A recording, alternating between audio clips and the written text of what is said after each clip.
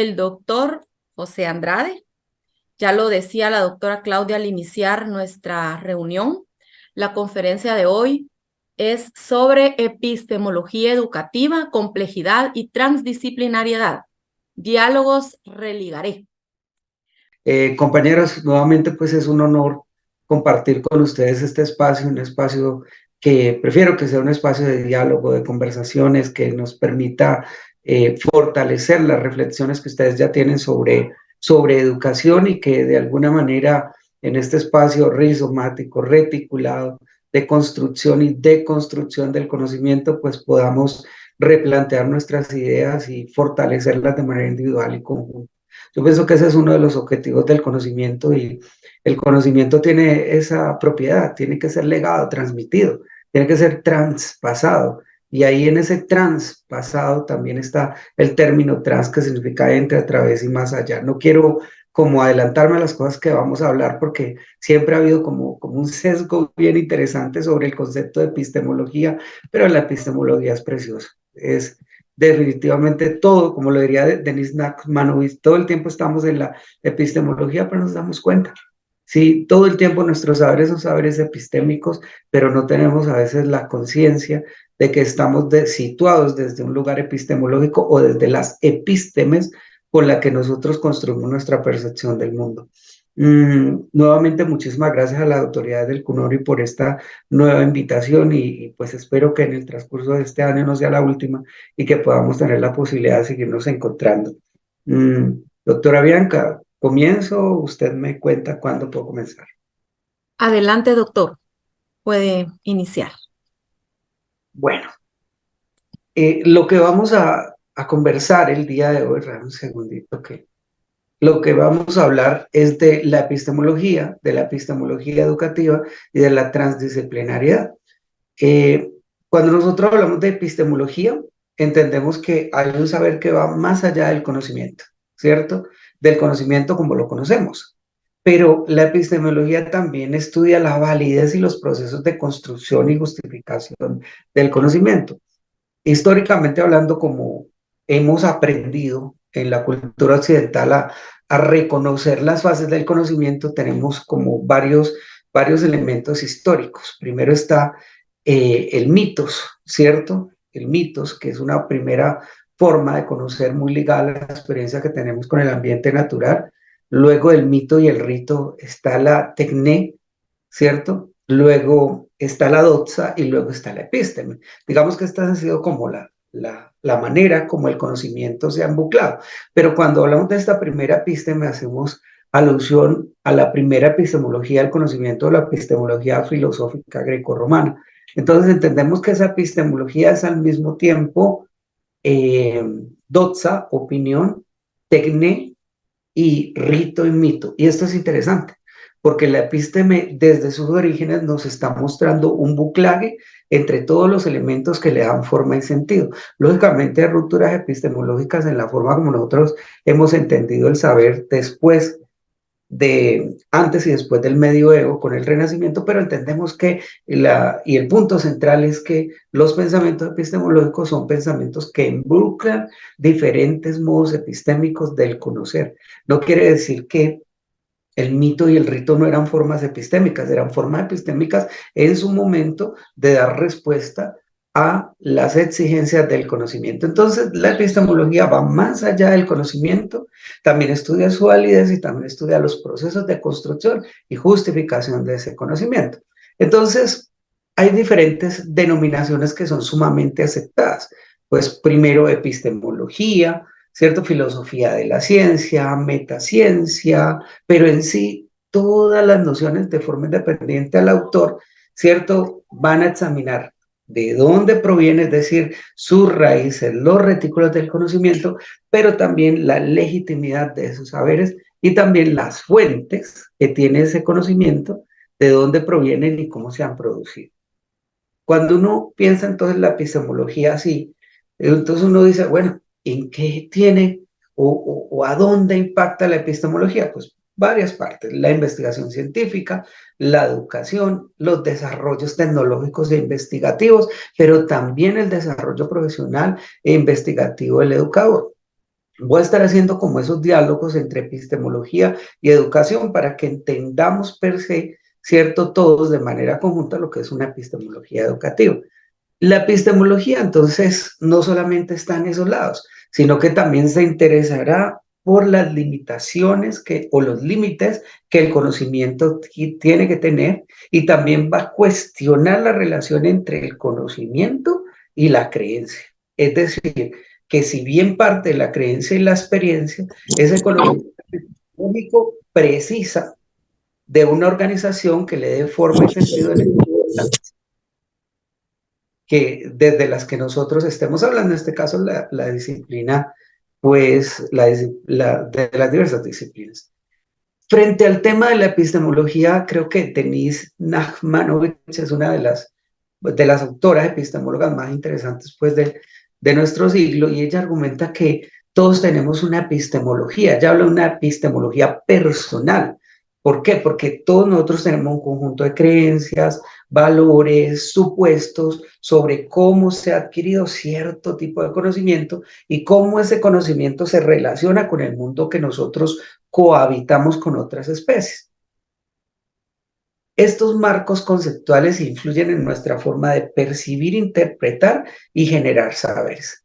Para Nachmanovich, la subjetividad, por ejemplo, se puede expresar al reconocer que la forma de conocer el mundo está intrínsecamente ligada a nuestras percepciones internas. Así entonces la epistemología personal, es decir, sus reconocimientos, sus supuestos, las nociones que tenemos nosotros acerca de cómo funciona el mundo, comienzan a moldear la comprensión subjetiva de dicho mundo. Vean cómo ella comienza a ligar epistemología, epistemología personal y subjetividad.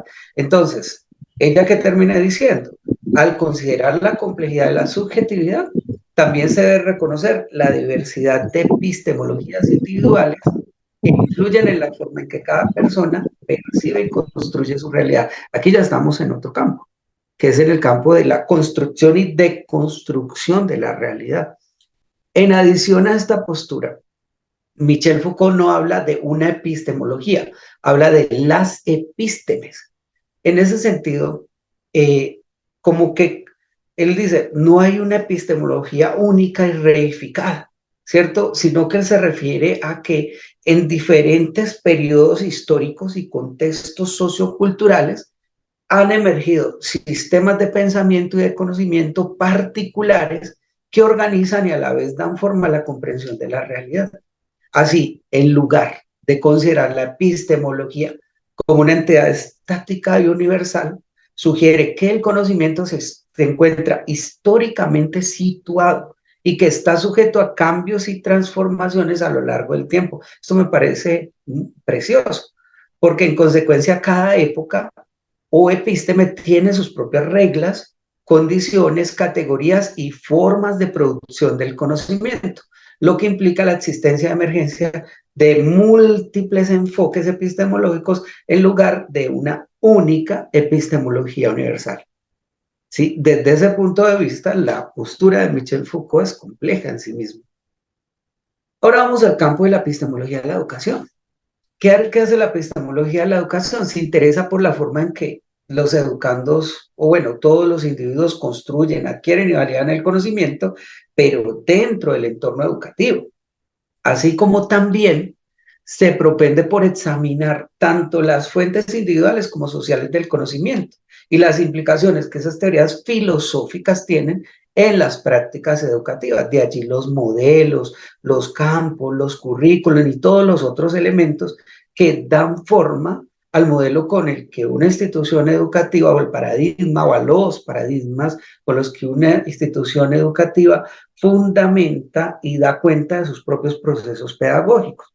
Por ejemplo, la consideración de la diversidad de epistemologías individuales y de los sistemas de pensamiento históricamente situados, aquí estaremos hablando de Nachmanovich y al mismo tiempo de Foucault, en el campo de la educación sugiere una comprensión que a nuestro juicio, pues me parece que es mucho más compleja y dinámica del conocimiento, pero también de la educación. Creo que si nosotros pensáramos en la epistemología de la educación para realizar una reforma al modo como nosotros comprendemos la construcción, validez, ejecución, puesta en escena del conocimiento, implicaría esos dos elementos. Primero, ¿cierto? Existen epistemologías individuales que son transmitidas, que son generadas, que forman conocimiento, que lo transforman, que lo construyen, pero también ese conocimiento ha sido históricamente situado, ¿sí? Y ha generado sistemas de pensamiento que también se han legado y que han dado forma a múltiples dimensiones del campo educativo o de lo educativo.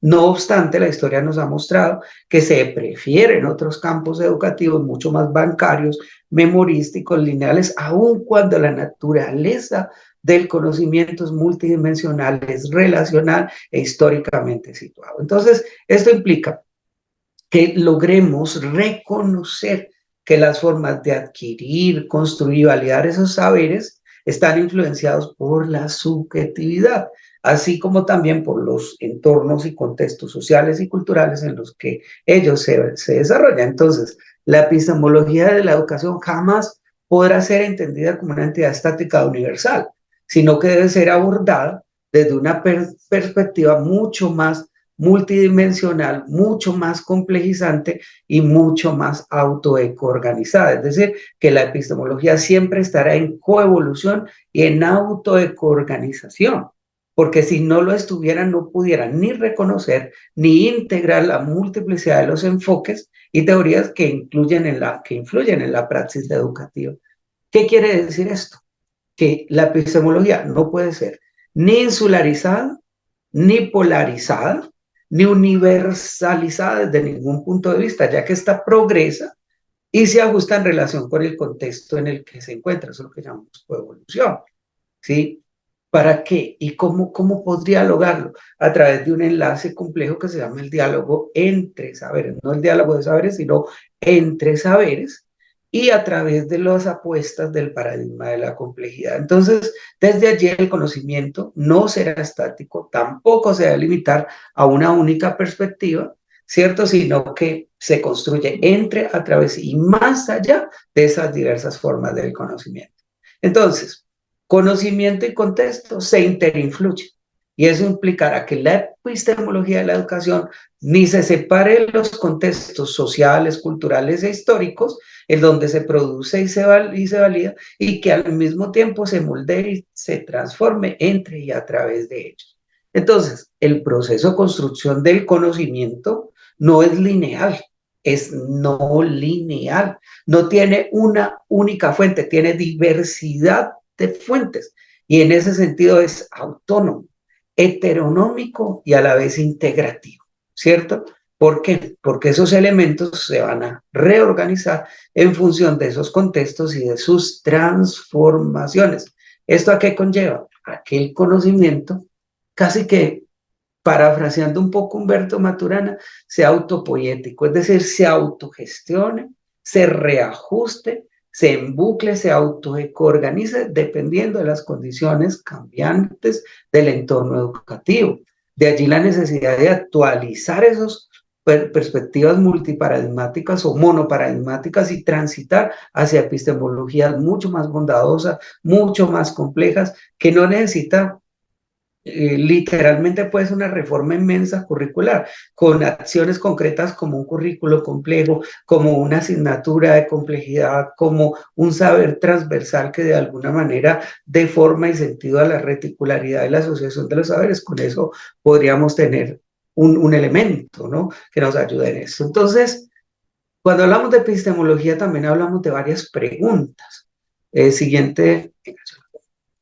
Y la epistemología en la educación, dependiendo, acorde a lo que venimos hablando, eh, tendría, a mi juicio, como tres grandes interrogantes. Primero, ¿cómo se construye, cierto? ¿Cómo se adquiere y cómo se valida el conocimiento en el contexto de la epistemología de la educación?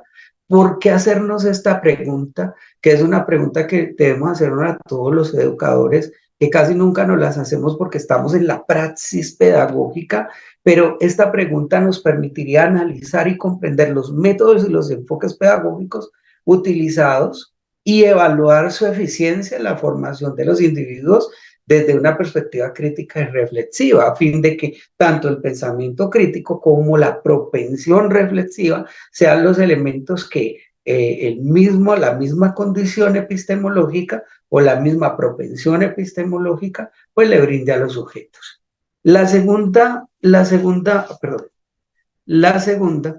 Espérame, acá. La segunda pregunta es, ¿cuáles son las fuentes individuales y sociales del conocimiento? Pues en el marco de la epistemología de la educación, y cuál es la relación con las creencias, los valores y la cultura. ¿Por qué esta pregunta? Porque esta pregunta nos ayuda a comprender cómo las experiencias personales, sociales, también culturales, influyen en la adquisición y producción de saberes. ¿Sí? Y si nosotros logramos entender eso, el currículo que nosotros tenemos, la mediación pedagógica, el acto educativo, el contenido, va a estar acorde a las estrategias educativas más justas, inclusivas y relevantes que nosotros podamos diseñar, pero también acorde a las necesidades del conocimiento, dependiendo del contexto. Y todo eso forma parte de la epistemología de la educación. Entonces uno se preguntará, por último, ya estaría la última pregunta, ¿qué implicaciones tienen las diversas teorías filosóficas del conocimiento para la educación? Pero además de eso, sí, ya muy influenciados por el tema de Foucault, de Deleuze, de Guattari, ¿cierto? ¿Cómo influyen en las relaciones de poder, relaciones que generan desigualdades sociales que, como lo diría Bourdieu, ¿cierto? Pueden ser parte de la violencia simbólica con las que las instituciones, a través del momento educativo, reproduce tanto su hegemonía como su ideología. Entonces, ¿por qué esta pregunta? Porque nos llevará a una reflexión sobre cómo estas teorías conducen a prácticas educativas liberadoras, emancipadoras o no liberadoras. ¿Sí? Cuando no lo son, serán lineales y reproducirán en clave de educación los mismos elementos con los que se reproduce la represión y la hegemonía y la ideología. Pero si no lo son, ¿cierto? Si son diferentes, si son deconstructivas, si son distintos, entonces nosotros podremos tener argumentos de posibilidad para abordar estos desafíos y trabajar hacia una educación que sea más equitativa y a la vez también liberadora de los sujetos, como la educación que nos plantea Pablo Freire y Enrique Dussel. Más adelante lo vamos a ver. Entonces, a mi juicio, pueden ser más preguntas epistemológicas, pero yo creería que nosotros los maestros, ustedes, todos los maestros deberíamos cuestionarnos estas cosas y en función de eso comenzar a redefinir la forma como comprendemos el acto educativo.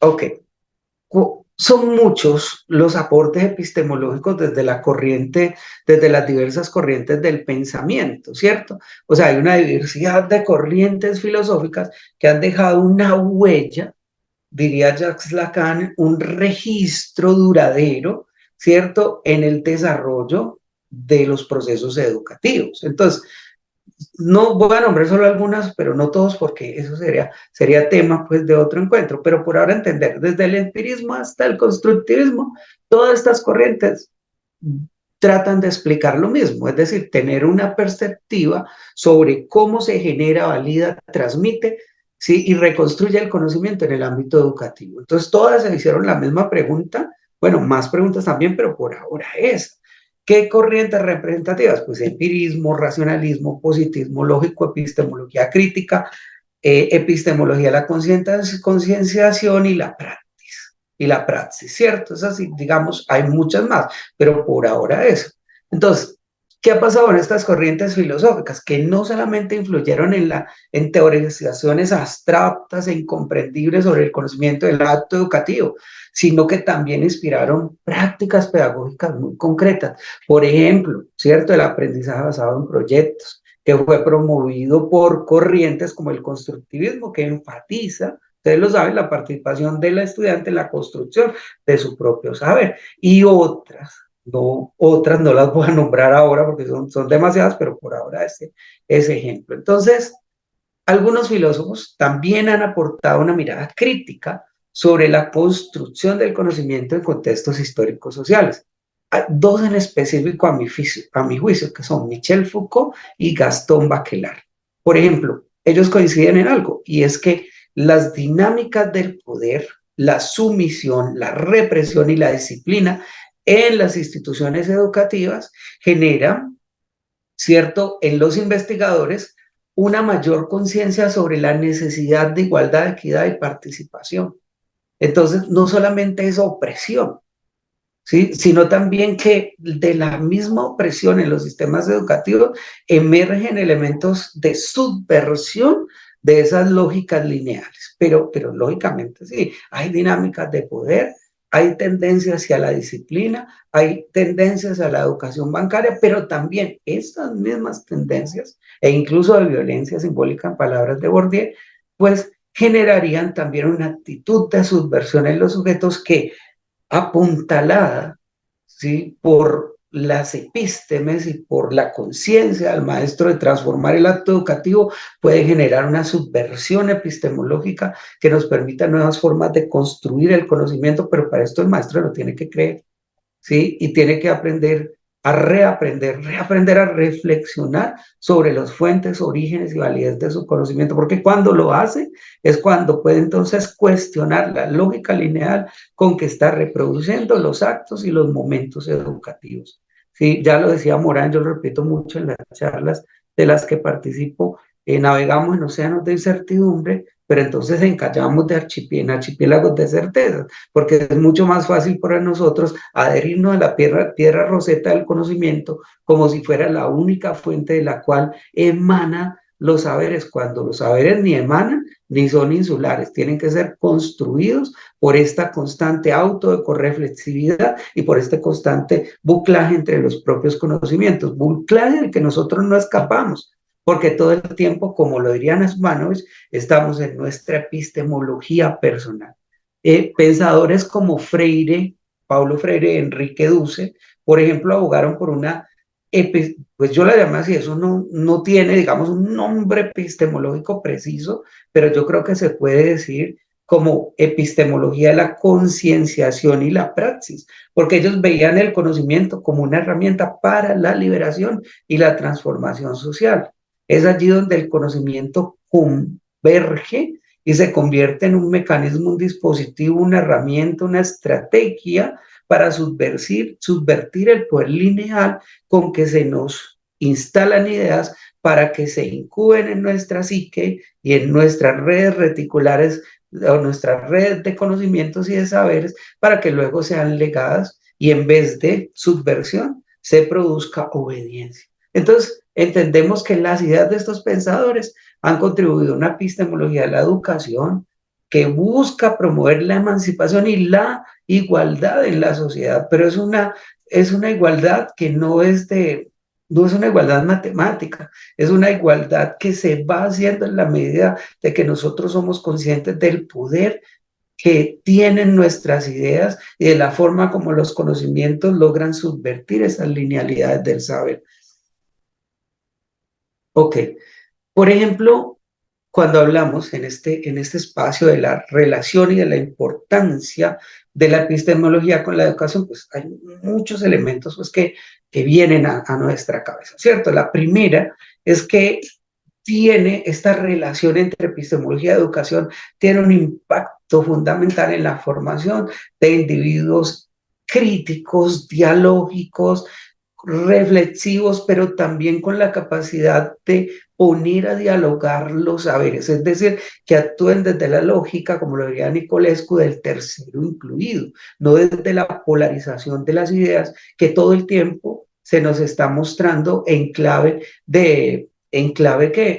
educativa, por ejemplo, un partido político, otro partido político, los buenos, los malos, los sanos, los enfermos, lo sacro, lo profano, lo positivo, lo negativo, y en función de esas posturas equidistantes, entonces comenzamos a construir un conocimiento que está limitado por la lógica paradigmática de donde ubica el saber en cualquiera de los dos extremos, ¿cierto? Entonces yo tengo aquí subjetivismo, ¿cierto? Materialismo. Entonces hay una lógica del extremo, pero no hay nada absolutamente que los una. Y es allí donde la epistemología y la educación pueden converger, en ese tercero incluido que me va a permitir, como lo dice el título de esta charla, el religaré, es decir, la reunión dialógica entre aquello que ha sido disociado por la lógica lineal de de los paradigmas, pues, sobre todo de los paradigmas reductores. ¿Qué hace entonces la epistemología? Pues cuestionar los fundamentos del conocimiento en la educación. Y dice, bueno, reflexionemos profundamente sobre los procesos de enseñanza de aprendizaje, porque en esos procesos también se encuentran inscritos los saberes, los conocimientos, las mediaciones pedagógicas, las didácticas y una cantidad de elementos que forman parte del acto educativo. En ese sentido, la teoría de la complejidad, obviamente más que la complejidad, que es un campo mucho más amplio, la teoría de la complejidad moroniana me parece que ofrece un marco conceptual que va mucho más allá de ideas simplistas, reductoras, bancarias, nomotéticas del conocimiento y la educación. Esta epistemología educativa fomentará entonces reflexiones relacionales, integrativas, dialogantes, pero ¿sobre qué reflexionar? A mi juicio, reflexionar sobre las estructuras y paradigmas educativos. Y cuando uno reflexiona, las cuestiona, uno tiene una propensión hacia la innovación y el reajuste continuo de esos elementos paradigmáticos. Eso es algo que podemos llevar al aula. ¿Cómo? Cuestionando a través de estrategias pedagógicas la lógica universalista de los paradigmas científicos, ¿sí? Llevando esos paradigmas al contexto actual y generando acciones para que el educando las cuestione desde su propia experiencia. Eso es bien interesante, pero es un ejercicio pues pedagógico diferente. Cuando nosotros pensamos así, entonces podríamos entender que el saber es fruto de la red histórica y expansiva que está en extensión constante y de construcción y que contiene en sí misma la globalidad de lo educativo como un principio fundante y reticulado. Esa sería la condición hologramática. Esto lo que va a suscitar es el diálogo entre, a través y más allá de esos saberes, aspectos o propensiones o tendencias o acogimientos epistémicos como el del pensamiento ecologizado, que nos da cuenta de una ecología de las ideas, es decir, de una organización, pero también de una responsabilidad inmensa con el conocimiento, tanto del maestro como del educando, ¿cierto? Y en este pensamiento ecologizado, comprender que el conocimiento y la educación son sistemas complejos, interdependientes, multidimensionales y a la vez dinámicos y que están interinfluenciados por múltiples factores, elementos, relaciones y contextos. En este espacio también cabe la unidad del conocimiento, porque la unidad del conocimiento es un principio fundamental que reconoce la interconexión y la interdependencia de las diferentes áreas de estudio, fomentando entonces una visión cada vez más integradora y transversal de saber. Comunitas múltiples, ya tomando en cuenta ese concepto pues moriniano, el conocimiento se religa, ¿cierto? ¿Y qué es lo que religa? Lo disociado desde el paradigma reductor positivo, lo que permite reorganizar los elementos distintivamente, que han sido disyuntivamente separados. Aspectos como el diálogo, la cooperación epistémica, las orientaciones hacia lo transmetódico, ¿cierto? Tanto dentro como entre las disciplinas promueven entonces el intercambio entre las ideas y la construcción colectiva del conocimiento, no solamente entre los investigadores, sino también entre el maestro y los estudiantes, entre el estudiante y los maestros, entre el estudiante y su comunidad. Por ejemplo, en una mediación pedagógica, que es aquella acción que en el ámbito del proceso de enseñanza-aprendizaje usted aplica para conectar esta ecología de los saberes con lo que los estudiantes traen consigo y a su vez con sus formas de aprender.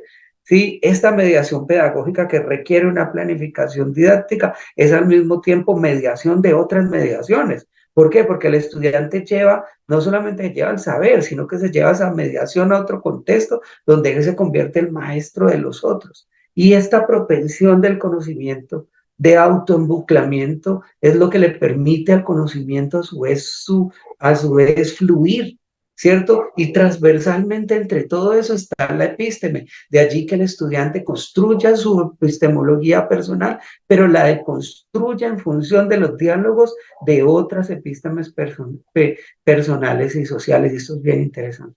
Pues yo lo creo así, ¿no? Eh, finalmente, pues nosotros podemos encontrar tareas y desafíos. Y apuesta, todavía no se acaba la conferencia, todavía no los dejo en paz.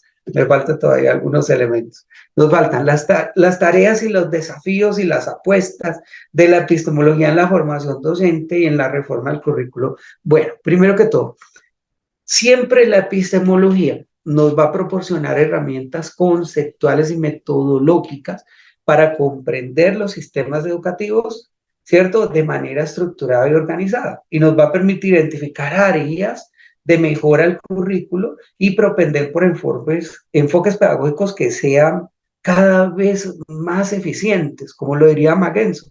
Ningún currículo puede darle la espalda a la comunidad.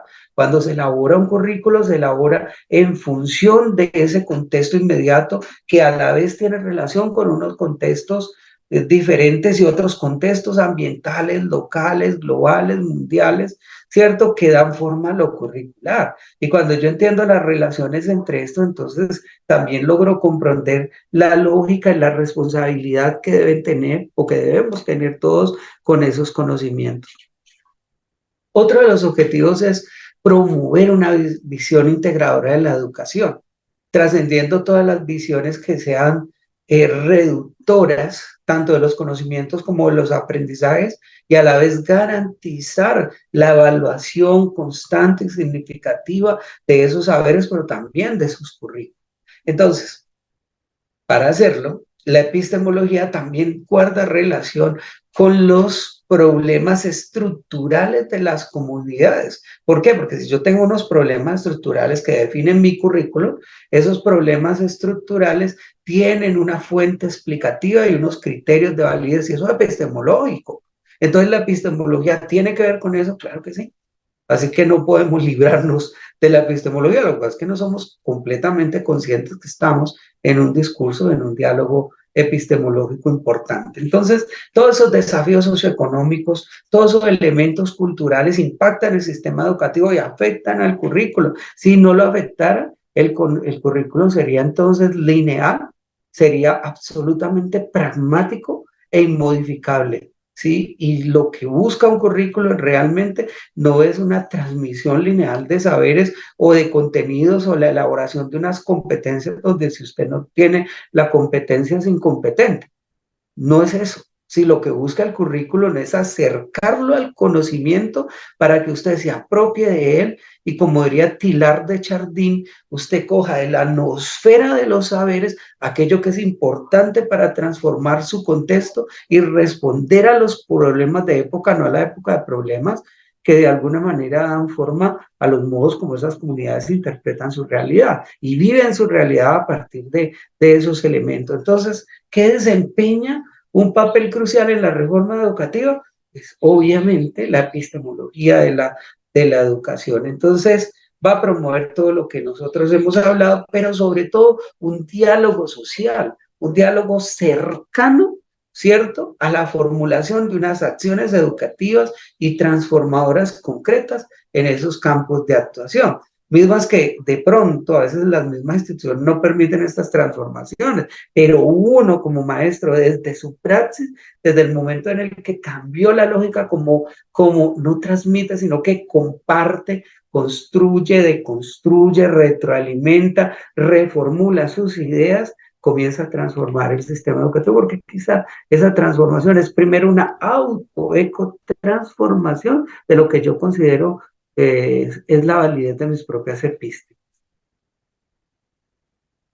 Y compañeros, ¿cómo vamos hasta allí? ¿Estamos bien? ¿Si se me escucha bien?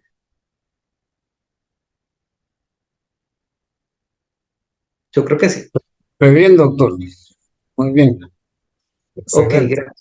gracias, José. Ya nos vamos acercando pues casi que al final y acabamos de hablar de unos elementos de la reforma educativa y desafíos actuales en educación. Yo no me voy a extender mucho en esto porque esto Como dicen ustedes, primero Dios será tema de otro de nuestros encuentros, pero sí voy a decir algo porque pues sí es importante entender cómo la epistemología ayuda a esa reforma educativa, ya lo vimos en el tema de currículum, pero entendemos que es fundamental para comprender los desafíos de la educación. Por ejemplo, ¿en qué ayuda la epistemología?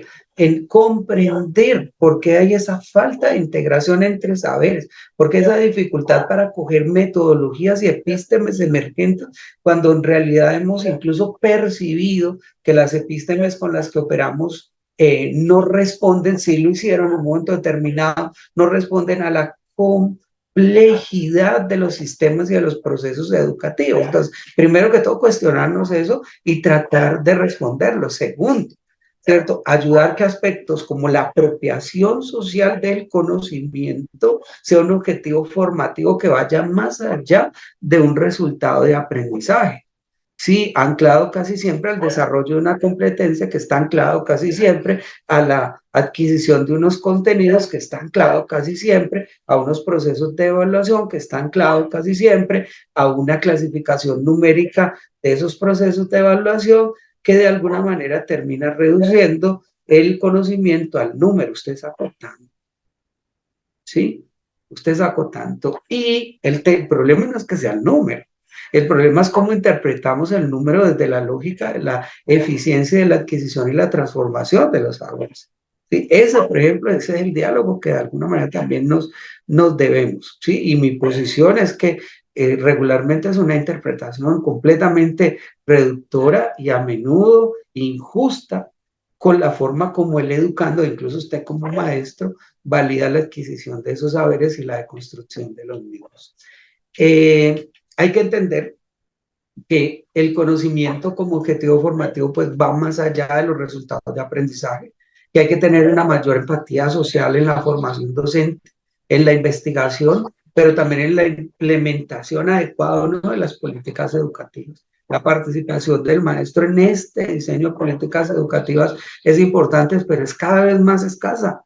Se reduce casi siempre a un diálogo político, ¿cierto?, de personas que incluso no son educadores, sino que de alguna manera traducen en clave de argumentos políticos las necesidades de las poblaciones y a veces no conectan con las necesidades de los sistemas educativos que tienen que ser reformulados para esas poblaciones. Por ejemplo, la epistemología compleja nos va a mirar, ¿qué nos va a mostrar? Una mirada inter y transdisciplinar que va a promover el diálogo entre saberes, ¿sí?, y el buclaje entre el educando, el maestro, la comunidad, el contexto. Y de esta relación de buclaje entre ellos va a emerger modos diferentes de comprender lo educativo, como por ejemplo los contenidos, las estrategias didácticas, los programas, el currículo, las mediaciones, la misma planificación didáctica, etc.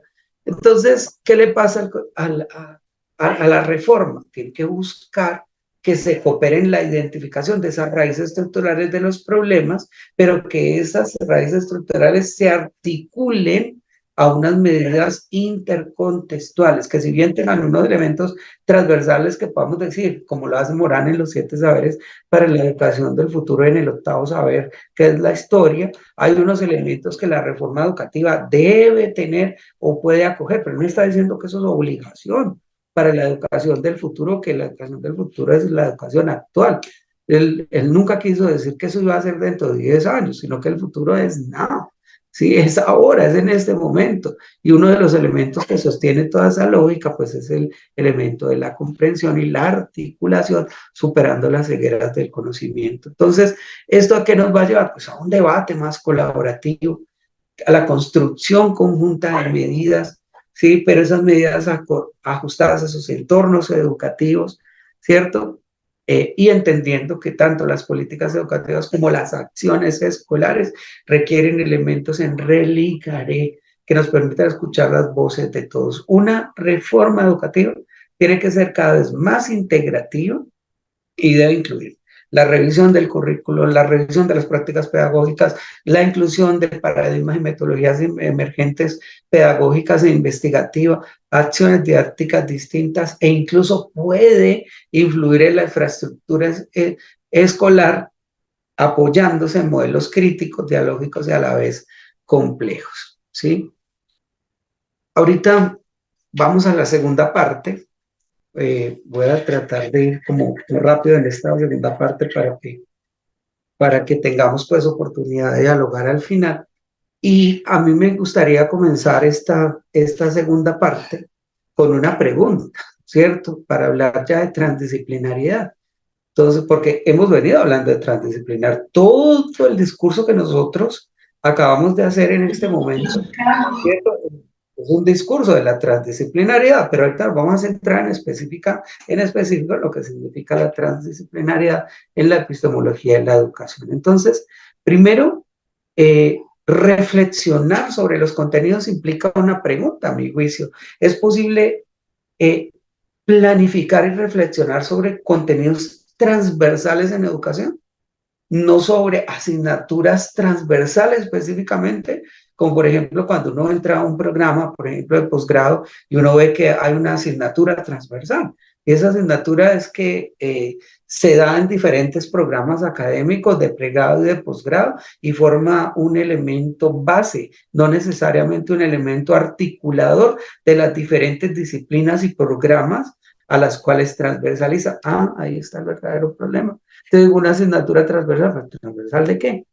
Sí, ¿qué es lo que tiene transversalidad? ¿Qué es lo que transversaliza y qué es lo que religa mientras transcurre, entre a través y más allá de las disciplinas? El problema, y a mi juicio, la respuesta está en que esa asignatura transversal va entre, no va a través ni va más allá. Por eso es que entre, hablamos de lo multidisciplinario, ¿cierto? A través lo interdisciplinario y más allá hablamos de lo transdisciplinario. Por eso es que lo transdisciplinario es una propensión. Nosotros podemos comenzar en lo monodisciplinario, en la disciplina, en lo multi, pero la propensión es la transdisciplinariedad, ¿sí? Y regularmente estamos en la transdisciplinariedad, pero no nos damos cuenta. Entonces, hay que entender que un contenido transversal, ¿qué es? Pues es un contenido que atraviesa diversas áreas del conocimiento y que aborda a través de esa transición temas fundamentales para la formación integrativa de los educandos, como por ejemplo valores, ciudadanía, sostenibilidad ambiental, integración dialógica de los saberes, elementos como la equidad del género, capacidad de acceso al conocimiento, mediaciones pedagógicas y tecnológicas, etc. Eso es la transversalidad. Si no hay transversalidad, sí, aquello que transversaliza no religa aquellos elementos por los cuales pasa. Eso es como pasar por un lugar y no hacer y no ver el paisaje y no relacionarlo con lo que acabamos de hacer o ver en otro contexto. ¿Sí? Entonces eso sería una actitud pasiva y lineal del conocimiento. Entonces, cuando hablamos de esos contenidos transversales, para seguir respondiéndome a la pregunta que yo mismo me hice, hablamos de que la educación necesita una postura inter y transdisciplinaria, porque en la interdisciplinariedad intercambiamos métodos, pero en la transdisciplinariedad, entre disciplinas, pero en la transdisciplinariedad generamos nuevos métodos, ¿cierto? Y nuevas formas de comprender, reconocer, aplicar, validar y justificar esos métodos y los conocimientos que les dan forma y sentido. Y es allí donde la epistemología, ¿cierto? Se convierte en un elemento articulador de esos elementos. Y a mi juicio, es la complejidad epistemológica o la epistemología de la complejidad, dado que en su misma construcción, ¿sí? A partir de la cibernética, los sistemas y la teoría de la información, pues articuló diversos saberes. Entonces la epistemología compleja es una epistemología en religare. Entonces sirve de pivote y al mismo tiempo de andamiaje para articular otras epístemes. Entonces las epístemes en articulación no se reducen a la idea de complejidad, sino a la idea de colaboración entre esos diferentes momentos, estados, condiciones o reflexiones sobre el conocimiento. ¿Sí? Entonces esa aproximación inter y transdisciplinaria, ¿sí? Es importante para comprender la complejidad de las relaciones entre los conocimientos en un contexto de mutación planetaria de los saberes. Entonces, la transformación educativa no se abordará de manera aislada del contexto global, del contexto local, ni de las transformaciones planetarias que van sucediendo o que siguen su curso actualmente. No obstante, nosotros tenemos que estar pendientes o debemos integrar esa perspectiva política y social, ¿cierto? Que a veces reduce la reforma educativa al avance tecnológico y a sus oportunidades, cambios y expectativas. Eso es importante, pero ese no es el único motor que de alguna manera sustenta una reforma educativa, ¿cierto? Sino que reificar esa idea puede dejar de lado, pasar por alto la preocupación de reconocer cómo afecta esta perspectiva, que a mi juicio es tecnocrática en sí misma, la concepción y la práctica, el aprendizaje y la enseñanza. Entonces, es importante, a mi juicio, pues es importante mencionar que esta linealidad haría referencia a tradiciones educativas arraigadas ideológica y dogmáticamente, ¿cierto?, en la reproducción y mantenimiento de estructuras institucionales rígidas, y eso incluye también a los modelos paradigmáticos, los modelos pedagógicos. Entonces, la presencia y el legado de esas castas de poder, ¿cierto?, que manejan los designios y las decisiones políticas en el ámbito educativo, sería una de las linealidades presentes en esa inercia del status quo que no nos permite reformar la educación. Hay otro elemento importante, y es que hay cierta ansiedad reformista, ¿cierto? Una ansiedad que de alguna manera está anclada, por un lado, a la percepción de que el sistema educativo como actualmente es obsoleto, y eso es un poco extremista. Eso cae en el extremo que en realidad estamos criticando. No es obsoleto. Lo que pasa es que no responde de una manera cabal, estructurada o como se esperaría a las necesidades de un mundo, de un contexto social, histórico, político, educativo en constante fluctuación, irreversible, con tendencia al desequilibrio. Entonces tiene que cambiar la forma como entiende la organización de las ideas, y eso implica una ecología del conocimiento distinta. Entonces también, otro elemento, la presión por mejorar los resultados académicos, las pruebas internas, las pruebas PISA, la categorización de las universidades y de los colegios, dependiendo de ciertos niveles de resultados, ¿cierto? Y la creencia en la necesidad de preparar a los estudiantes para un mundo cambiante, desafiante, tecnológicamente avanzado, del que si no están preparados, entonces los va a arrasar. Esto también ha tenido un impacto, por ejemplo, en la cultura agrícola, en los legados agrícolas del conocimiento, en la destrucción de nuestras tradiciones. Y no quiere decir que eso sea malo, no, es perfecto, pero quizás no perfecto lo que se ha dañado, sino en lo tecnológico. Tal vez el error está en que nosotros hemos acogido algo, ¿cierto?, desacogiendo lo otro, mermándole valor experiencial y valor epistémico a algo que ha constituido el lenguaje de nuestra vida, de nuestra experiencia y de nuestras tradiciones. ¿Sí? Y ahí es importante calmar la ansiedad, calmar esa ansiedad y convertirla en una epistemología reflexiva que me permita reordenar mis ideas y acoplar lo que yo quiero reformar a los contextos sociales, políticos, históricos, culturales y ambientales en los que los saberes transitan, y vuelvo a utilizar a Tilar de Chardin, ¿cierto?, en esa noosfera del conocimiento a la que nosotros debemos y tenemos que tener acceso.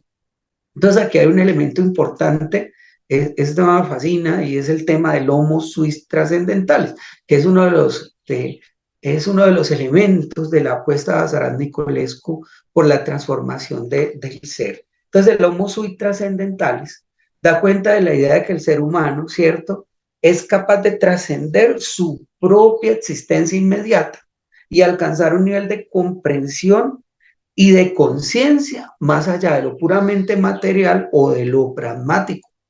De suyo, o en este tenor, el educador y el educando pueden ser vistos como homo suis trascendentales en el contexto educativo. Primero, el educador como un ser humano trascendental. Entonces, no se limita únicamente a transmitir saberes de manera mecánica, y no entiende al estudiante como un receptáculo bancario, ahí viene lo bancario, ¿cierto? Donde yo deposito información, sino que tiene la capacidad de reflexionar, digo auto, reflexionar sobre sí mismo, eco, en relación al contexto interno y externo que está en constante interacción, ¿cierto? Y reflexión constante sobre las formas de mejorar y evolucionar y coevolucionar o retransformar o mutar en su papel como facilitador deconstructivo del aprendizaje. Y por el otro lado, y asimismo, perdón, el educador trascendental buscará entonces conectar con la dimensión más profunda del educando, con el significado que tiene para el educando el saber, promoviendo entonces un desarrollo cada vez más integrativo, no solamente en el ámbito intelectual en sí mismo en el educando, sino también en el emocional, en el social, en el antropoético. Nociones importantes para un desarrollo no integral, sino integrativo en constante deconstrucción. Entonces, el educando también puede ser considerado como un homo suis trascendentalis a mi juicio, ¿cierto? Aunque uno lo suele asociar al aprendizaje, al resultado de aprendizaje, al contenido, a la adquisición del conocimiento, nosotros sabemos que los educandos tienen, otros maestros, tienen la capacidad de ir más allá de la mera absorción de información y pueden alcanzar una comprensión incluso más reticulada y profunda de sí mismos y de los saberes y de su entorno, porque rápidamente ellos contextualizan el saber con lo que les pasa y con lo que sucede a otros personas y ecosistemas, ¿no? Y entonces a partir de ahí logran construir una noción de su lugar en el mundo, llegando a reflexionar, cuestionar, crear, religar y transmutar sus propios saberes. ¿Sí? Entonces, desde esta perspectiva, el homo sois trascendentalis también es un objetivo al que nosotros tenemos que llegar, pero para eso tenemos que cuestionar y mover esas bases a veces arraigadas en nuestros propios saberes. ¿Qué otros desafíos pues enfrenta la educación, la transformación educativa? Pues entender que quizá por ese entusiasmo desbordado por la reforma, es que existe también una falta de éxito en las reformas educativas, por ejemplo, en los últimos 20 años en los países occidentales. Otro elemento es que casi siempre las ideas de reforma parten del mismo diagnóstico, ¿cierto? Y el diagnóstico es la obsolescencia de los niveles educativos y científicos por los cambios económicos y culturales que se dan en los contextos actuales. Entonces, como resultado, se produce y se instala un imaginario, ¿cierto? Tanto en las instituciones educativas como en otras organizaciones, y es que estas están desorientadas, fragmentadas, son lineales, son aisladas de los desafíos sociales, laborales, culturales, tecnológicos, antropológicos. Eso no es cierto. Las instituciones están allí, están cambiando constantemente y reajustándose, pero lo que necesitan no son acciones puntuales, sino acciones que incluyan lo global en lo local y una reactualización de los saberes y de las prácticas pedagógicas. Por ello es que si nosotros mantenemos este imaginario y esta insularidad, ¿cierto? Se va a aumentar la dificultad para integrar los conocimientos de una manera inter y transdisciplinaria, lo que a su vez va a dificultar la emergencia de acciones más concretas y eficientes para abordar y comprender la complejidad de la realidad educativa. Pues no se trata de un netos técnico científico reificado como la única vía expedita para obtener conocimiento, sino de comprender que la gestión organizacional en las instituciones educativas es una gestión que primero que todo tiene una fuerte o una robustez epistémica, pero que debe adaptarse o ajustarse a las demandas de circulación de información y del conocimiento, así como a las nuevas tendencias organizacionales de los sistemas pedagógicos. Si esto no sucede, entonces ahí sí la institución se va a quedar como pegada en esos elementos. Yo sé que regularmente nosotros siempre pedimos el cómo, ¿cierto? Más que el cuándo, pero el cómo es algo que estamos construyendo. Y yo pienso que todos los maestros lo hacemos absolutamente todo el tiempo. Lo que tenemos que aprender es a registrar nuestras iniciativas, ¿cierto? Y a reconocer desde una epistemen religare, es decir, desde una epistemología compleja, una nueva ecología de los ámbitos, del ámbito educativo. Entonces, Debemos reestructurar esas formas del conocimiento y los modelos de articulación de los saberes en los programas de estudio, ¿cierto? Y eso me parece que es uno de los objetivos más importantes. Ya para ir cerrando, pues, ahí voy a pasar rápidamente porque creo que tenemos conocimiento de lo que es la transdisciplinariedad. Nicolesco pues los distingue, ¿no? Pluri, inter y transdisciplinariedad. En la pluridisciplinariedad, el objeto de estudio es estudiado por diversas disciplinas, pero hasta ahí se queda, ¿cierto? En la interdisciplinariedad no solamente son los objetos, sino que hay un intercambio entre los métodos, es decir, la forma como uno estudia ese objeto, cómo accede, cómo lo transforma, cómo lo evalúa, pero en la transdisciplinariedad se reúnen los dos anteriores y se genera un nuevo conocimiento que va más allá de esas estrategias. Entonces, la transdisciplinariedad se relaciona con, primero que todo, con el desarrollo de la física cuántica y específicamente con la perspectiva de Bohr, más o menos de 1928, fue por esa época, sobre la unidad del conocimiento, es decir, la idea de que el conocimiento científico no debe ser reducido a una única descripción o teoría, sino que ese conocimiento tiene que ser visto como un conjunto de enfoques complementarios que se necesitan mutuamente para proporcionar una imagen más completa y compleja de la realidad. Entonces, cuando nosotros entendemos también, por ejemplo, el concepto de unitas múltiples de Morán, entendemos que tiene una fuerte influencia de Bohr y de Nicolás. Entonces, la transdisciplinaridad implica un cambio completamente distinto, es decir, una ruptura con la escala convencional de lo real, con esos lenguajes estereotipados sobre la realidad, sobre esos modos de vida convencionales que explican en clave de fragmentos la existencia humana para transitar algo que es más dialogante. Entonces ya no se habla de realidad, sino de pliegues de la realidad, ¿cierto? Por ejemplo, este autor Juan Ross argumenta que las cuestiones esenciales descubiertas por los visionarios, él entiende los visionarios son aquellas personas que van más allá de de lo que ven, o sea, nosotros los maestros, no pueden ser reducidas a un lenguaje pragmático, porque estas cuestiones trascienden las limitaciones del lenguaje utilitario y práctico. Los visionarios o aquellos que trascienden pueden acceder a dimensiones profundas de la realidad de la experiencia humana, pueden ir más allá, pero a menudo encuentran difícil comunicar esas dimensiones. Lo mismo le sucede al maestro cuando está en la transdisciplinariedad o con su propensión transdisciplinaria, que entonces sus compañeros no le entienden, que entonces lo que propone es demasiado loco porque va a romper con la lógica lineal como se han venido haciendo las cosas. Entonces, el lenguaje pragmático puede ser entonces insuficiente, es práctico porque se ajusta, pero puede ser insuficiente para abordar cuestiones más profundas y esenciales, como lo metafísico, lo espiritual, lo ético, lo moral, lo trascendente, que regularmente, ¿cierto?, es anulado del hecho científico porque se considera como metafísico. Borges, en este cuento, se llama Tlön och Bar Orbis Tertius. ¿Qué dice allí Borges? Entonces, él dice que los sabios de Tlön entienden un sistema como la subordinación de todos los aspectos del universo a uno de ellos.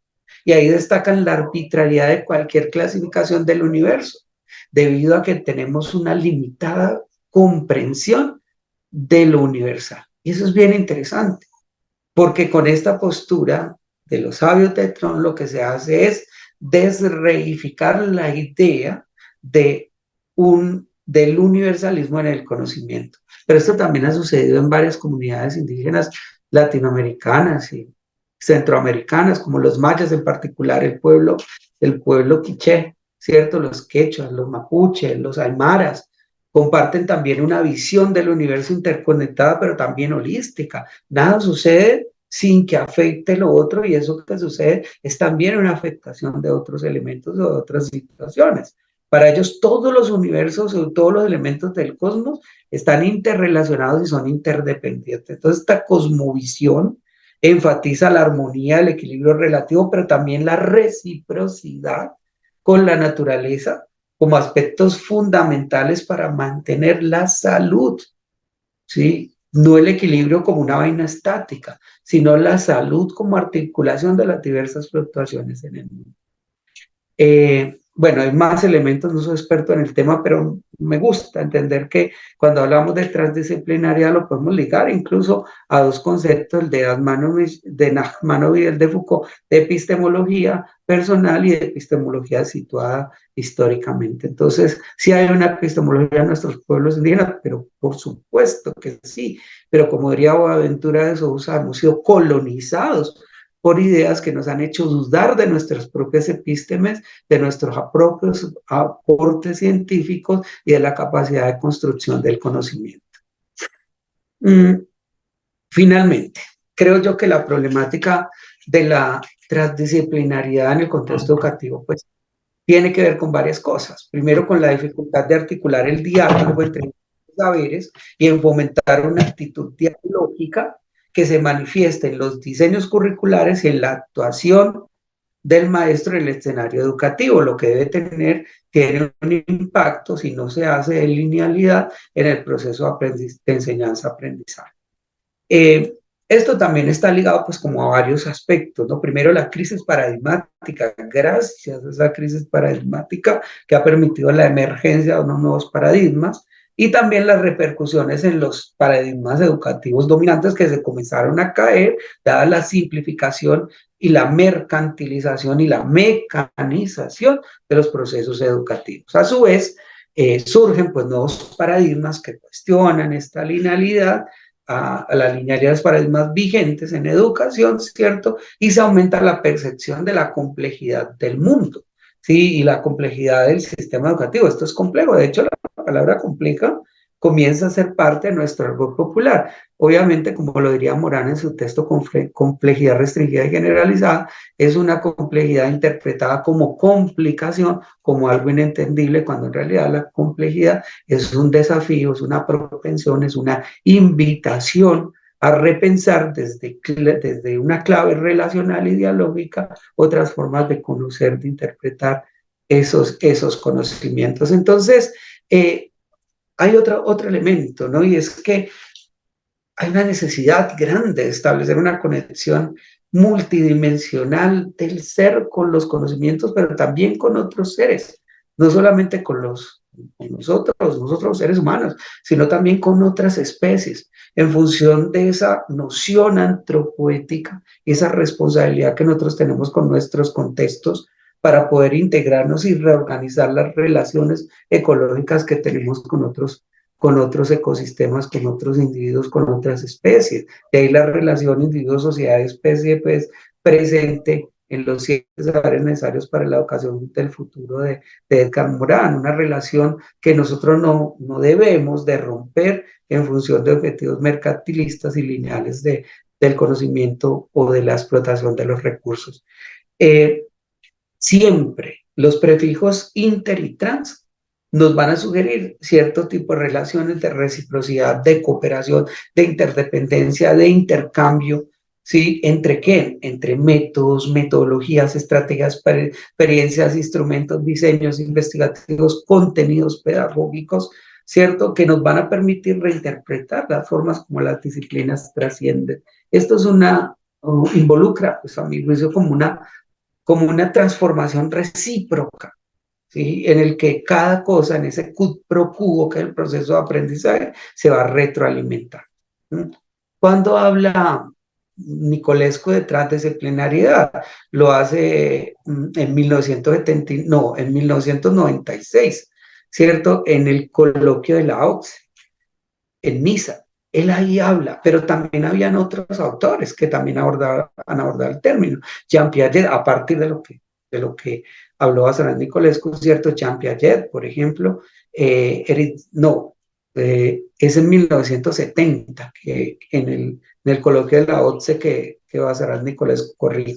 Entonces, luego fue utilizado por Jean Piaget, por Eric Jans, por André Listnerovich, con diferentes significados, pero aludiendo casi siempre a lo mismo, ¿no? Y Edgar Morin también lo utiliza bastante durante las actividades del Centro Royamón para la Ciencia del Hombre. Entonces, las actividades pedagógicas que desarrolla ahí lo utilizan muchísimo, pero la apuesta de Morin indica de que las disciplinas tienen una función dialógica, pero también una función organizacional, autoeco-organizacional. Ese elemento es un elemento adicional a lo que ya ha planteado Nicolescu, que Morán no lo critica en extremo, simplemente dice, simplemente asociativamente dice que las disciplinas tienen una función organizacional en el conocimiento científico, ¿cierto? Que se demarcan, se dividen, se especializan en el trabajo,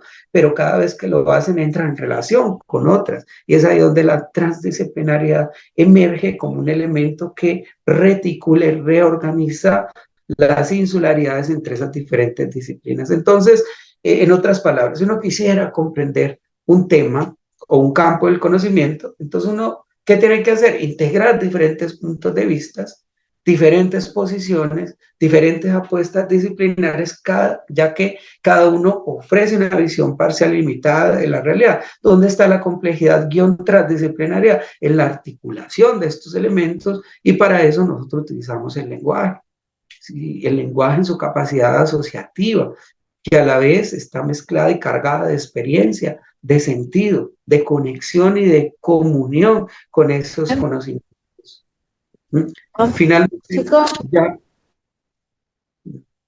por ejemplo, Rolando García, ¿sí?, señala que la búsqueda de formas de organización para el trabajo interdisciplinario surge como reacción ante la excesiva especialización en la ciencia contemporánea, una hiperespecialización del conocimiento. Entonces dice, para resolver, ya voy a acabar, los problemas de construcción de estudios inter y transdisciplinarios, no debemos arremeter contra el especialista ni centrarnos en las interrelaciones entre las disciplinas, sino analizar las interrelaciones entre los fenómenos y los procesos estudiados. Miren que todos estos elementos hay una relación entre epistemología, educación y transdisciplinariedad. Sí, a menudo confundimos algunos términos, pero más que estar disociados, están en religares constante. Compañeros, entonces, hasta allí pues lo que les quería compartir el día de hoy, y pues doctora Bianca, quedamos a su disposición para lo que quieran conversar, charlar, proponer y aportar a este diálogo tan interesante sobre estos tres elementos del religaré. Muchas gracias. Gracias, doctor. Gracias por tan interesante conferencia, de verdad, que une todo lo que hasta acá hemos venido abordando durante las diferentes cortes del doctorado. Vamos a tener un espacio, unos 15 minutos, pienso yo, para poder eh, dar participación también a los doctorandos para que ellos puedan plantear alguna inquietud, doctor, o algún comentario en particular sobre la conferencia. Eh, Según veo la palabra que están solicitando, le voy a dar el tiempo al maestro José Domingo Pioch y seguidamente a la maestra Bárbara Velázquez. Muy bien, muchas gracias. Felicitaciones, doctor. Una vez más, escuchando ahí la ponencia, muy trascendental. Fíjese que yo quería preguntarle su opinión sobre las epistemologías de los pueblos originarios en relación a los saberes y conocimientos, pero usted ya había iniciado a indicar, perdón, algunas características de las cosmovisiones, pero quería escuchar, porque de todo lo que nos habló, pues está regida un ambiente escolarizado, digamos, pero pues, en este sentido, pues yo estoy estudiando. No es un señor de lentes. Estoy estudiando educación prácticamente informal y transdisciplinaria en las cofradías. Y quería preguntarle o su opinión sobre esas epistemologías, porque como usted decía al principio, muchas de las creencias que sostienen las tradiciones en los pueblos están fundamentadas en los mitos. Y a partir de ahí, pues, esa es una parte de la que usted hablaba sobre las epistemologías. Y la otra actividad que le quería comentar, digamos que me fui a encontrar con un proceso transdisciplinario en una de las pláticas que tuve con una guía espiritual. No sé si es transdisciplinaria, ustedes pueden interpretar. Es que ella es, digamos, es guía espiritual, pero es comadrona y ha recibido, digamos, también algunas capacitaciones en los centros de salud nacionales, ¿verdad? Pero me contaba que ella estaba utilizando, por ejemplo, ya no a la brava, cuando le van a decir, mire, muévame a mi bebé porque no está en posición correcta. Y ella me dice, mire, yo trabajo con las energías de ellos, las energías mías, el conocimiento que yo tengo, pero ahora les pido un ultrasonido para ver realmente cómo está la situación del bebé y a partir de ahí, pues lógicamente entrarle al proceso aquí le llamamos de sobar, digamos, el estómago de, de la fémina ahí para que pueda enderezar al niño, ¿verdad? Entonces, son como uno va encontrando esas cuestiones que yo me quedé pues definitivamente absorto porque ella está empleando pura metafísica, está empleando el conocimiento científico y está su conocimiento cultural también. No sé si estoy equivocado. Ahí me quedo, doctor.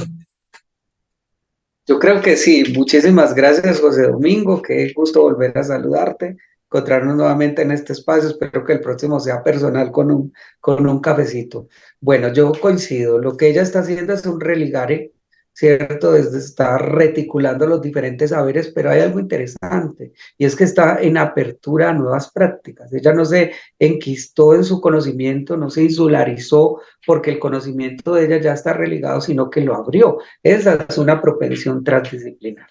Está en la propensión, en el camino, ¿cierto? Y ella creo que es absolutamente consciente, no le llamará interdisciplinariedad, puede llamarle sentido de trascendencia, puede llamarle reunión de conocimiento, ¿cierto? Puede llamarle adquisición de saberes, movilización energética, todo, pero ella está en propensión transdisciplinar. Ya lo veíamos con la postura de Michel Foucault, que no existe la epistemología, sino las epístemes, que son justamente conocimientos situados, pero no solamente situados históricamente, sino situados en unos pueblos que se han encargado de reproducir, instalar, relegar y reconfigurar dichos saberes, incluso integrando otros saberes. Yo considero que las epístemes, nuestras epístemes tradicionales han sido colonizadas, como lo diría Boaventura de Sousa, por conocimientos que los han alienado, generando lo que de Sousa llama un epistemicidio, que es justamente la negación por los mismos pueblos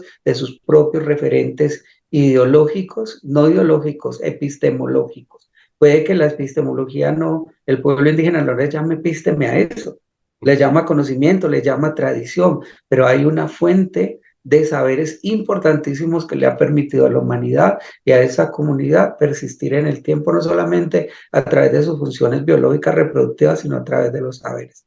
Así que esa es mi posición, es una posición que conjuga, por un lado, las epístemes individuales de Nachmanovitch, las epístemes desde el punto de vista Foucaultiano y también la idea de luchar contra el epistemicidio de Boaventura de Sousa. Me parece que entre los tres hay un buclaje que es el que tú estás abordando y me parece que es un diálogo muy, muy interesante. Muchas gracias, José Domingo. Gracias, feliz tarde.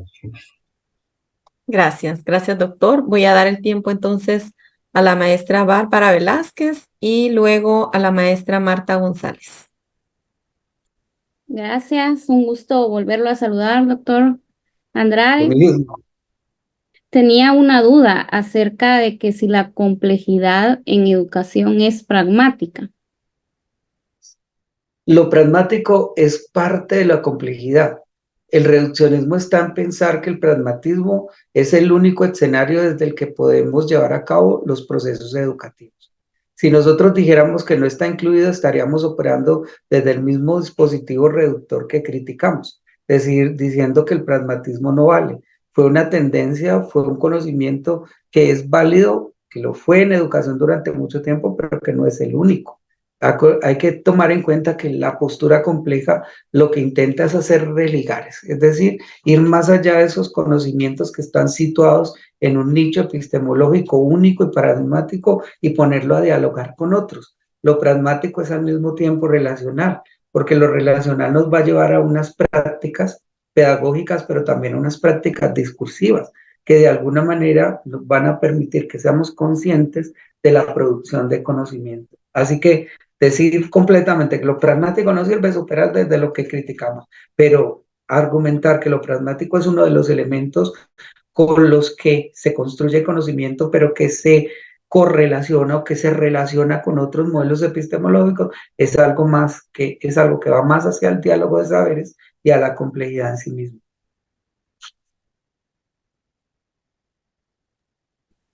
Gracias, doctor. Maestra Marta, por favor. Buenas tardes, mucho gusto. Me llamó mucho la atención, doctor Andrade, cuando hablaba de los desafíos y de los retos, el tema de la obsolescencia educativa. Mucho se ha hablado en los últimos años, diría, de que la docencia va a ser reemplazada por las aplicaciones de inteligencia artificial, que es de las profesiones que rápidamente va a desaparecer y que no va a haber sentido para seguir formando profesores. Y en ese sentido, aquí en Honduras, surgió una polémica reciente, no tendrá ni 2 semanas, donde un medio de comunicación informó a nivel nacional que la Universidad Formadora de Docentes estaba a punto de desaparecer por la falta de interés de nuevos estudiantes y que los últimos años después de la pandemia ha registrado los índices más bajos de aspirantes a formarse como docentes. Entonces, este miedo a la obsolescencia educativa, al menos aquí la Universidad Pedagógica lo respondió creando 2 nuevas carreras. Y me llama poderosamente la atención el hecho de que es real que existe un temor, es real que la docencia se vuelve una carrera poco atractiva y que también es cierto que la respuesta es una reforma educativa, pero es una reforma educativa eh, muy ligada a la tradición, ¿no? O sea, se ofrece una nueva carrera para formar nuevos profesores. Entonces me gustaría saber desde el punto de vista de la complejidad y de la transdisciplinariedad, esas nuevas reformas hacia dónde deberían orientarse. Qué pregunta tan interesante y es justamente de lo que nosotros estamos hablando y creo que va a ser el tema de la otra conferencia, si Dios quiere, con las que voy a estar con ustedes, el tema de la reforma educativa. Vamos a ver si se da. Pero el tema central va primero por una preocupación, ¿no? Y es que la reforma educativa se responde solo con una oferta, no con una transformación de base frente a lo que son los sistemas, los paradigmas, los modelos y los procesos educativos. Miren cómo desde la misma linealidad que se critica tal vez la obsolescencia tenga que ver con el no ajuste, ¿cierto? De esos mismos programas y currículos a las necesidades actuales de los procesos educativos. Obviamente eso tiene un campo mucho más amplio y mucho más macro, pero que si lo situamos en lo local, tendrá que ver también con las formas como los sujetos aprenden esos contenidos y cómo los legan en el proceso de enseñanza-aprendizaje. Tal vez la reforma está allí, sí, pero ellos siguen respondiendo a la necesidad con una oferta educativa que tal vez si uno lo mira en profundidad, como sucedió acá en Colombia también, solamente es un cambio de registro o es un cambio de palabra, pero que sigue reproduciendo pues el mismo modelo lineal. Pienso que los cambios son estructurales, incluyen, número uno, un cambio en las políticas educativas. Número dos, que esas políticas educativas sean primero políticas públicas y que esas políticas públicas incluyan a la comunidad educativa, a los educandos y también a las comunidades, ¿cierto? Y a todos aquellos grupos, incluso etnoeducadores, es decir, educadores étnicos o educadores desde las comunidades indígenas, con capacidad de proponer esas reformas al currículo y esas reformas a los procesos y sistemas educativos. La confianza, digamos, en el proceso educativo es una confianza que tiene que elaborarse sobre la base de la inclusión, es decir, sobre la base de escuchar la queja, pero no solamente de los maestros o los educandos, sino de todas las comunidades. Ese gran diálogo es el que genera política pública y esa política pública puede acercarnos más a la realidad de una verdadera reforma. Hay un caso muy similar acá en Colombia y es que, por ejemplo, pues nosotros, al igual que los centroamericanos, somos productores de café. El café es parte de nuestra vida. Te lo voy a poner así, ¿cierto? Yo vivo en una región donde hay mucho cultivo de café. Cada vez que yo salgo de esta veo café arriba, café abajo. Pero en los últimos 5 años no he visto tanto café sino aguacate. Y cuando no veo el aguacate, veo el pino. Y cuando no veo el pino, pues veo el eucalipto, ¿cierto?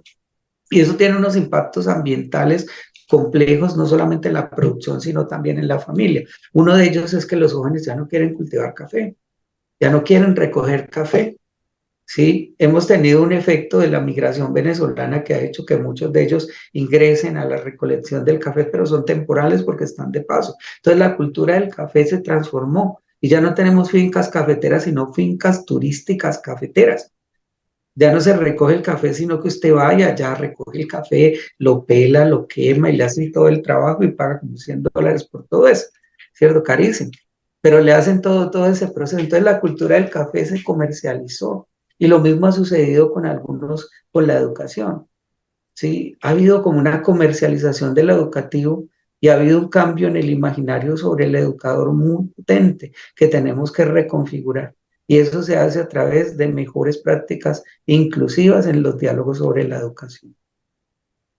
Por ahora eso, pero será un tema bien interesante en un próximo encuentro.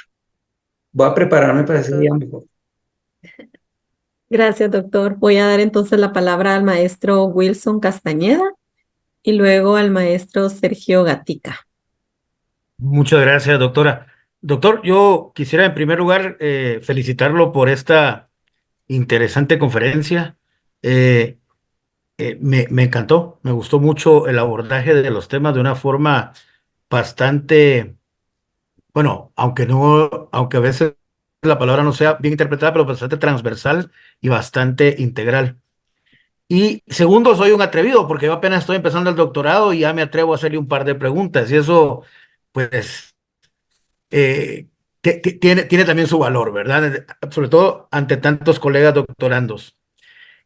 Podríamos decir entonces, y aquí va la primera, podríamos decir entonces que cada individuo poseemos una epimestiología particular y que la sumatoria de la epimestiología de cada uno forma la epimestiología colectiva, social, divídase como se divide a los grupos sociales. No, la primera parte sí, la segunda parte no. Sí, A la ver, primera parte sí, estaríamos en la postura de Denis Nachmanovich, que te aconsejo leerla. Tiene un ajá, libro muy interesante en modo caricatura que se llama Epistemología para principiantes. Es el mejor del mundo. Luego ya uno puede comenzar con otros libros y lo tengo en PDF y me puede escribir y te lo comparto. Pero es mejor seguro. comprarlo porque es muy curioso, muy bonito. Pero el punto central es este: hay una epistemología personal, pero la sumatoria no va a formar la epistemología total, porque entonces estaríamos hablando de lo que criticamos, de la epistemología total o global que anula las otras epístemes. No, la epistemología es un acuerdo, sí, es una propensión hacia la construcción del conocimiento, porque la labor de la epistemología es cuestionar sus propias bases de los saberes. ¿Sí? Y a eso es lo que nosotros llamamos la filosofía de la ciencia.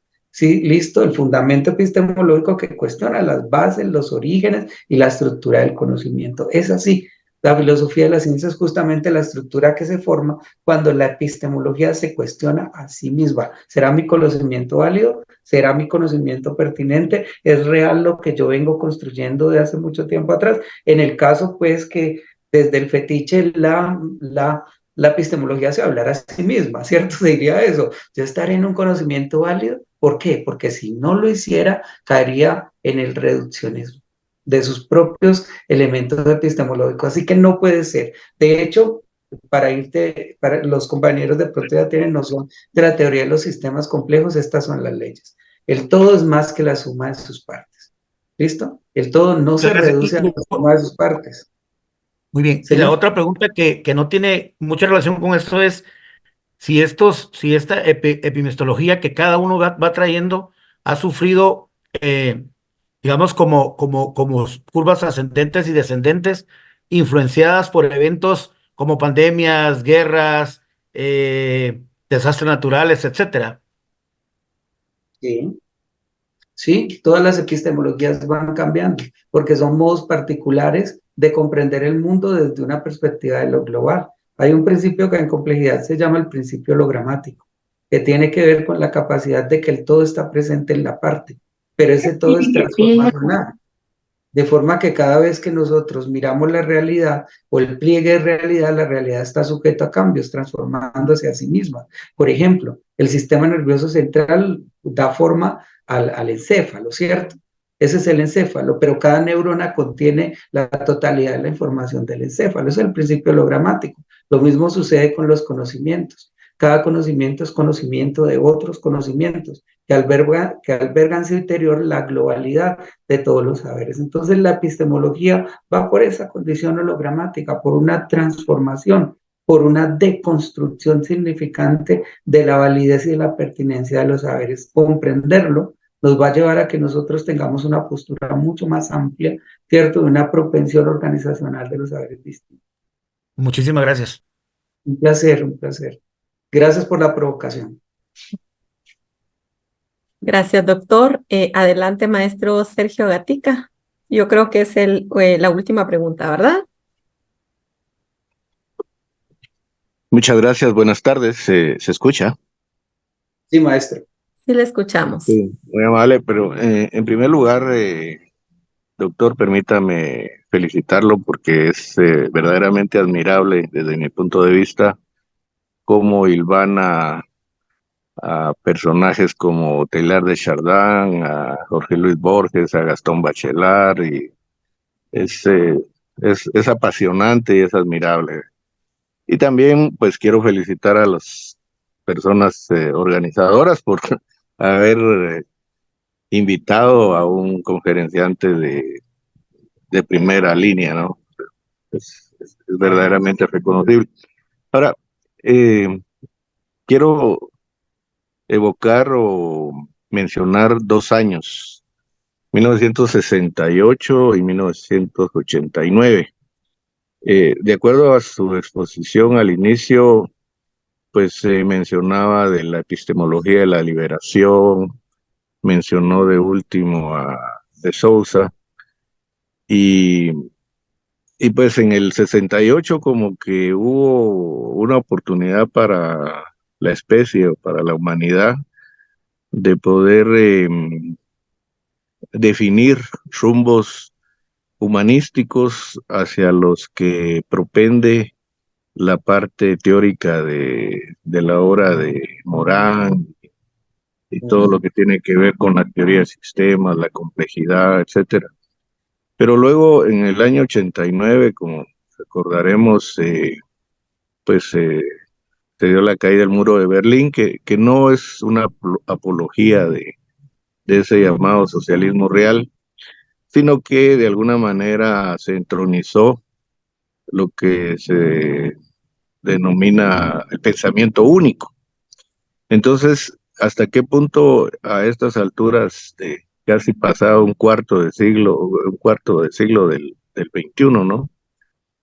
Es posible que esas eh, reivindicaciones de la humanidad puedan ser factibles o no una utopía más, tomando en cuenta que la educación, a pesar de la transdisciplinariedad que se propugna, de la necesidad de, de hacerla, ¿no? Pero cada vez la endogamia académica es más acendrada, más los médicos quieren solo trabajar con médicos, los abogados solo con abogados y así. Hay una superespecialización que es producto, desde mi punto de vista, de del entronizamiento del libertarismo, del neoliberalismo y del pensamiento único. Entonces, Muy interesante toda su exposición, toda su hilvanación, pero dado que mencionaron la pragmática, ¿verdad? Hasta dónde, pues, así, de un punto de vista realista, se puede considerar que estamos en una posición para poder reivindicar esos alcances para la humanidad, o simplemente, pues, como decía, son una utopía más como tantas otras que ha tenido la humanidad. Muchas gracias. Sí, muchísimas gracias a ti por tan interesante reflexión que pienso que más que reflexión, pues es un aporte que valoro muchísimo y que pues me suscita otras preguntas a mí. Voy a traer como dos momentos históricos importantes. El primero es el Club de Roma, ¿cierto? Nos estamos refiriendo justamente al informe de los límites del crecimiento y cómo a partir de este informe se comienzan a desarrollar acciones y surge algo muy, muy interesante que yo diría que es la transdisciplinariedad en práctica y en esencia, que es el surgimiento de la ecología como disciplina científica, como disciplina compleja, ¿cierto? Muy inspirado también por las ideas de James Lovelock sobre Gaia, es decir, sobre la Tierra como un ente que está vivo, que siente y que de alguna u otra manera también entre comillas, se venga de nosotros cuando nosotros le hacemos algo malo. Es un poco esa metáfora que él nos vende que suscita en nosotros esa idea de conexión un poco más allá de lo normal, una conexión que ya se había dado en las comunidades indígenas a través de la idea de Pachamama, por así decirlo.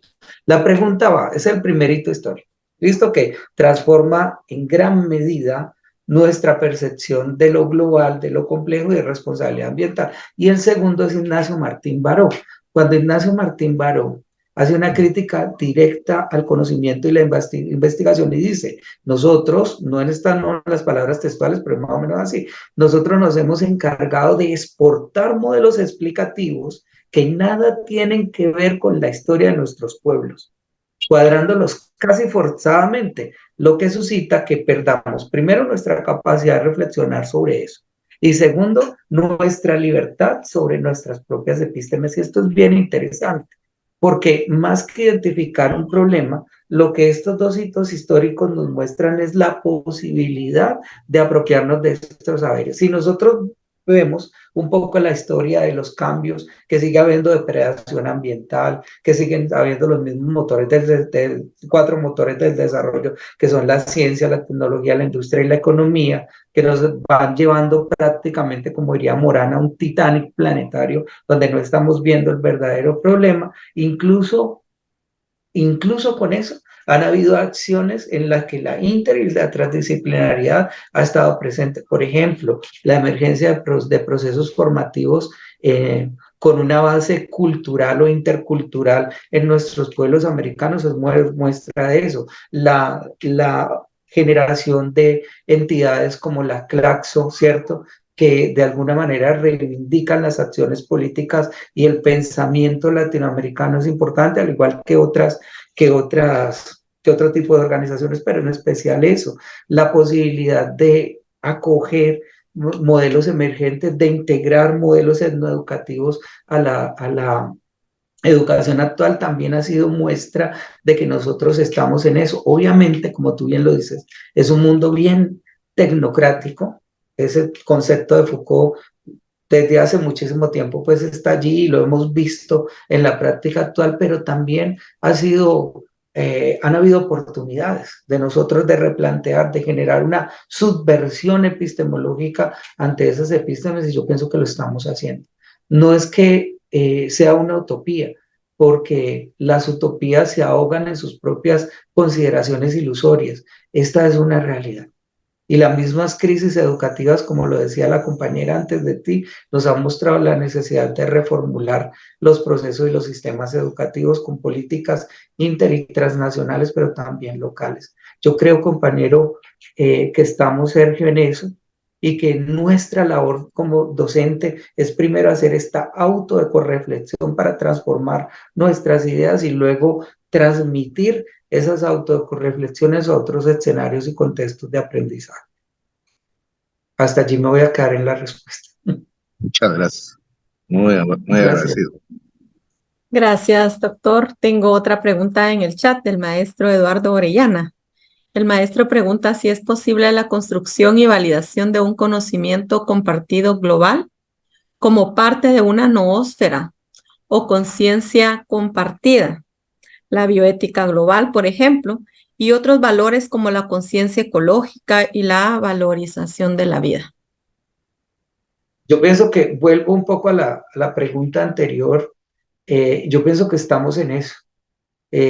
Consideraría que esa ética global, ¿cierto? Que esa antropoética del sujeto humano, que esa condición noosférica de los saberes y de las prácticas se está articulando. El problema fundamental ha sido que nosotros hemos llevado nuestra vida hasta el límite en la depredación de los recursos naturales, en la transformación de los fundamentos éticos y morales del conocimiento, en la reformulación de la integración de expectativas o de modelos de aprendizaje que quizá no se ajustan a las dinámicas sociales y culturales.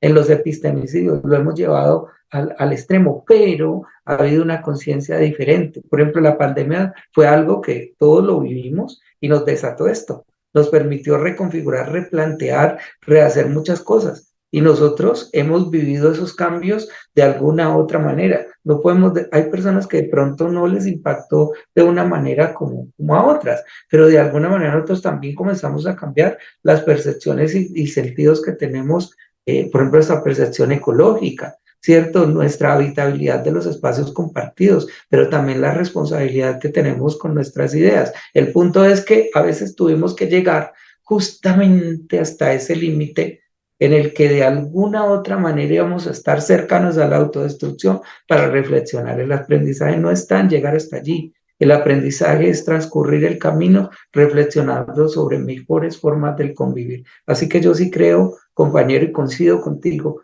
que sí se puede trabajar desde una ética de lo global, pero también desde una antropoética de la complejidad que nos habla de la ética en función de la responsabilidad que nosotros tenemos con nosotros mismos y con los otros.